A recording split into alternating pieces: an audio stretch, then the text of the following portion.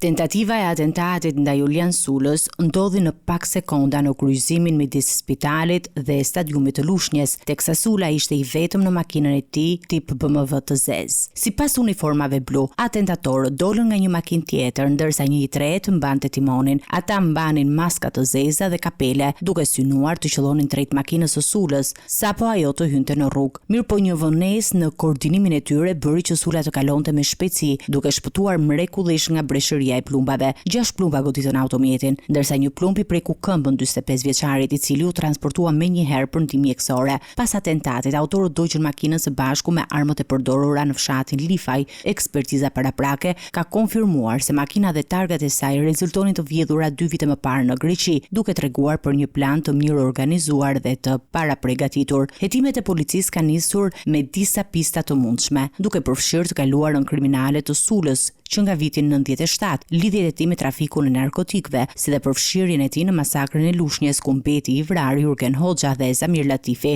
ndërsa 2 të tjerë u plagosën. Sula njihet gjithashtu si kundërshtari i Aldobares, drejtuesi një grupi tjetër kriminal në qytet, dhe ka qenë objektivi i atentateve edhe më parë. Por momentin Julian Sula nuk ka dhënë asnjë deklaratë për ngjarjen dhe nuk ka dhënë informacion mbi autorët. Policia ka shoqëruar të paktën 25 persona për të marrë dëshmi dhe po vazhdon hetimin për të identifikuar të gjithë të përfshirët në këtë tentativë atentati. Banorët e zonës kanë shprehur tmerr dhe shqetësim për sigurinë në rrugët e qytetit, duke kërkuar nga policia masa më të rrepta për parandalimin e dhunës dhe krimit të organizuar. Ky atentat vjen vetëm 2 vite pas një serie ngjarjesh të ngjashme kriminale në Lushnjë, duke treguar tensionin mes grupeve rivale dhe rrezikut të vazhdueshëm për qytetarët dhe aktorët e përfshirë në trafikun e drogës dhe dhunën e organizuar.